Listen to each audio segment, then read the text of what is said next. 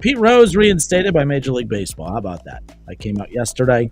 I thought that would have been cool if that was announced today, just to kind of tie in with Pete Rose night. But nonetheless, it's still butting up pretty close to it. I know Marty Brenneman was doing a lot of media hits reacting to it. I mean, that was one of his closest friends. And Marty will be at Great American Ballpark tonight, by the way, emceeing the live Q&A session with some of Pete's closest friends, Reds Hall of Famers, and that'll be at 6:30 at the ballpark. 7:14 is the first pitch. I hate when baseball does that. I see 6:07 first pitches. I see 7:12 first pitch. 7:14 tonight. I don't know why. I'm OCD. Just put it at the 15, the 10 or the 15 or the 20, but that's not why we're doing this show today. Big night at the ballpark honoring Pete Rose, of course, who passed away last year, and the Reds wanted to do something to commemorate the Hit King and what he meant to the organization, and tying it into 5/14 just made too much sense. Pete Rose night at the ballpark tonight. Commemorative jersey is going to be given out to everyone in attendance, but that's what a lot of people are excited for who are going to the game. But what a lot of people are talking about is the news that broke yesterday, Rob Manfred lifting the ban on Pete Rose, Shoeless, Joe Jackson, and others. Obviously, Pete, the big name we're going to talk about here today. I reacted to it live on my show yesterday, and I said, look, I'm conflicted on this because I do want to see Pete get in the Hall of Fame. But I also find it very gross of Major League Baseball to pretend that this entire time that Pete has been banned from the sport, that it's been because of their moral outrage for what he did betting on baseball. And here we are, not even a calendar year removed from the passing of the Hit King, and now all of a sudden baseball's just like, yeah, I wish he wouldn't have done that. What the hell? We'll lift the ban. That's so messed up. I would have respected baseball more, honestly. And I know people want to make an argument about, well, it's a lifetime ban. With Pete passing, he's no longer living, so therefore he served his lifetime ban. I understand that. I think baseball looks horrible for this. I think that they look way worse than if they would have just stuck to their guns and said, you know what? We're not going to lift the ban on Pete Rose. We just feel very adamant about betting on baseball, and no matter what, no matter all the relationships we have with DraftKings and FanDuel and everything else, there was a rule, you broke it, and that was a part of the baseball's pastime. You will not break that rule. We're going to stick to it. I think it's so disrespectful that for Pete's entire life post-baseball that you pretended to be morally outraged by this. You pretended that there's just no way we can overlook those mistakes that Pete made. And then here we are months after his passing. Baseball's like, F it. We'll lift the ban. It really wasn't that big of a deal. Give me a break. I think baseball looks horrible. I would have respected them way more had they just stuck to their guns and kept him out of baseball. I think doing it now is disrespectful. I feel like it was personal. I feel like this was done on purpose, knowing how much it would mean to Pete Rose and his family that they waited till he died to decide to lift this. I have a huge problem with it. I'm conflicted. I'm happy for him at the same time and his family. I hope that it leads to a Hall of Fame induction, which couldn't happen for another few years, unfortunately. But at the same time, I'm pissed because baseball looks really bad here. You're petty. You did this on purpose. You waited for him to die before doing something that you know would have made him very, very happy. Right. You didn't care about betting on baseball. You just pretended, and that's the problem I have with it. Yeah, at least they're consistent with their lifetime bans. They reinstated Shoeless Joe Jackson right after he died. No, they reinstated him yesterday. He died in December of 1951. Yeah. So not quite. Yeah, this is a Pete Rose thing. This is one last effort for them to twist the knife and then to put him on the classic era bracket that they can't, or ballot that they won't vote on for another 2 years and hardly anyone ever gets in off of. Is just another way to say, well, he's eligible, but I'll almost guarantee you he never gets in. It's a shame. He should be a shoo-in. And I've seen a lot of people say, well, if he's going to get in the Hall of Fame, then you should put that he was gambling and had a suspension on his plaque. Yeah. Sure, that's fine. Also put that he had the most hits of anyone ever on the plaque because it's the Baseball Hall of Fame and it's for baseball players. Like, I can't understand why you would want to have a Hall of Fame that willingly excludes the best players of the game. It doesn't make sense to me. Yeah, I mean, this was absolutely a personal attack. I mean, if you want to call it an attack, but it was the whole fight between Pete and Major League Baseball was personal. And Rob Manfred, I think this was always going to happen. Pete knew it was always going to happen. I'm pretty sure there's an interview I saw yesterday. I think Big C, a Chatterbox guy, he tweeted out the interview. I think it was a couple years ago where Pete said, "What's going to happen is I'm going to die, and they're going to allow me to be eligible. But I don't. What's that do for me? I want to celebrate it with my family."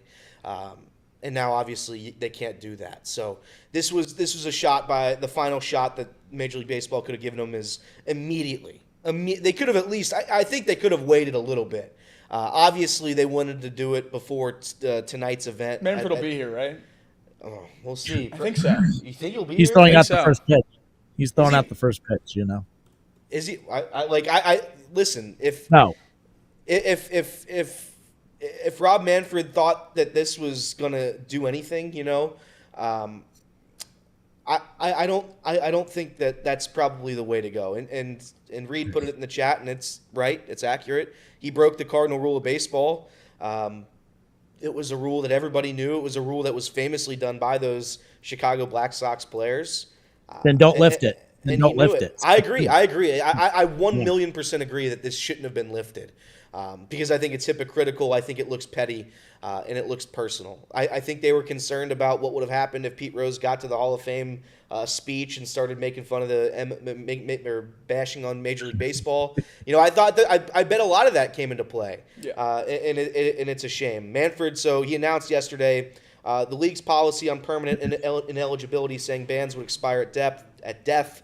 MLB said 17 individuals had their status changed by the decision. All 8 banned players of the 1919 Chicago Black Sox, former Philadelphia Phillies president Williams D. Cox, and former New York Giants outfielder Benny Koff. So 17 players affected by this decision, which I think they would just have to call the Pete Rose rule, where it's just we wanted to get one final shot at him before his big ceremony at Great American Ballpark. Yeah, absolutely. Jake, you brought up a great point as well. Shoeless Joe Jackson, dying in the 50s, you said? I mean, why now all of a sudden? Because Rob Manfred, by the way, yesterday did say that people started challenging this rule by bringing up the fact that, well, if they've passed away, haven't they served their life sentence when it comes to the lifetime ban? And he goes, I guess I've never really thought of it like that. The hell you haven't. Stop it. It's not coincidental that of all the guys that have been blackballed from Major League Baseball, that have been kept out, that have been banned, that Pete Rose passes away, and then all of a sudden the light comes on and you decide that, oh, yeah, the lifetime ban. Yeah, I never thought of it like that. Yeah, let's let everyone back in. Stop. Like I said, it is what it is. Reed's right. I mean, everyone knows it. I mean, I don't feel bad for players who juice, get caught, and get suspended. That's why last year, Elliott, we were making fun of the Noelvi Marte situation because we don't feel bad for you. You guys know what's up. You know what's going to come when you make these mistakes. So we look at it as, yeah, you made a bad decision. It's bad leadership. You're being a bad teammate, a bad player. You're letting everybody down. Pete Rose let everybody down with that.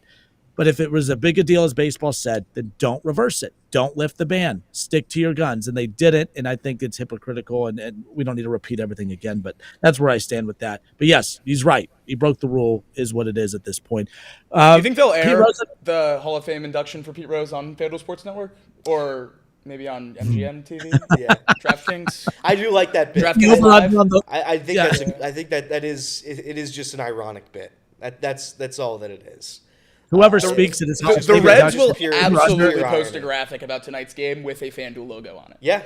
Yeah. About Pete Rose night. Yep. That Pete Rose memory brought to you by FanDuel. All this stuff. Yeah. There's the other thing too, whoever speaks at the Hall of Fame ceremony, over under on the length of the speech. There's a lot of things that we could tie into that when it comes. Marty, we'll have to get Marty on later the week, next week, to kind of weigh in. He laid it out yesterday in a few news hits that he did. There's a lot that, he wouldn't be eligible for the Hall of Fame for another couple years. And then it's a year after you're announced that you're getting in, a year before the actual ceremony. It could be years before we even get to that point. And will he even get, that's the other thing too. Does he get in? Will the writers still allow him to get in? No. I would be shocked. Yeah. If they weren't gonna fold on juicing, I don't think they'll fold on this. And by the way, they should absolutely open up the juicing thing. If you're gonna walk back on precedent, then you got to walk back on that one too, in my opinion. Cooperstown's cool, so it's not like the Basketball Hall of Fame that's in a strip mall. But can we just start another one? Yeah. Be like, these guys stink and they don't respect baseball. Yeah. So we're gonna put the good players in this Hall of Fame because none of them are in that Hall of Fame. And that's the other part too. It's the Baseball Hall of Fame, and Jacob said it earlier, but it's for what he did on the baseball field. We're not giving him the president. I'm not giving him a humanitarian award. Yeah, we're not giving I him want a plaque in the Baseball Hall of Fame for the guy that has the most hits ever. Doesn't seem like a crazy ask. Yeah. For baseball. And put the other stuff on it if you want to. Put that he gambled. Put that he was suspended forever. And then just at the bottom, put that he had a whole hell of a lot of hits. Yeah. Or don't. Just the damn plaque honoring what he did in the sport with the bat in his hand on the field. Yeah. Or keep him suspended. But if you're going to reinstate him, then he needs to go to the Hall of Fame. Yep. Reinstating him to then vote on it in 2 years and keep him out of the Hall of Fame is nonsense. All right, Justin Kinner, Casey McAllister, Elliot Rurry, and Jacob Tissett. Last thing on the way out, Reds, White Sox, Game 2 tonight. It is Pete Rose night at the ballpark. Gates open at 5:45. Keep that in mind. I've been told from the Reds to keep relaying that information. Gates open at 5:45. Everyone in attendance gets a Pete Rose commemorative jersey. All jerseys will be the size extra large. If you're not an extra large, don't worry about it. They're going to have multiple tables that you can exchange these jerseys to get a medium or a 2XL or whatever size you need. You can exchange those throughout the ballpark, so keep that in mind. Get there early. Lines will be long, all of that, expecting a big crowd on hand. With that being said, send us out with this. Big crowd on hand. Pete Rose night. Marty Brenneman emceeing the Q&A before. Pete Rose's family going to be in attendance. It's a big deal. He was just reinstated into baseball yesterday. I can't think of one better way for the Reds to truly commemorate the life and memories of Pete Rose than to send him give him a win tonight. Do the Reds pull that off? Nick Lodolo's on the mound. Offense stinks as usual. Does the offense muster up enough runs tonight? How do we see this game going tonight? Do the Reds get a win on Pete Rose night? You know what? I think so, and I think it's going to be pretty significant. 13-14 to 1 or 2, probably, and then they turn around and lose tomorrow pretty convincingly and choke the series. That's a fair point. They'll definitely win tonight, but we just, sadly, since they lost Game 1, we know they won't win the series. I will actually go with the White Sox Ooh, plus 200 on the money line. And I'll take them 1-0. Because, I mean, again, this wasn't just the Pete Rose getting freed from this punishment. It was the Chicago Black Sox as well. It's also Shoeless Joe Jackson night. So this is Shoeless Joe Jackson night as well. So I'm going to take 1-0 White Sox. Fair enough. But you know how baseball works. Like, this final score will equal 14 at the end of the night. Like, it's always, there's always going to be that weird thing to tie it in somehow. But will the Reds score more than a run? That's the question.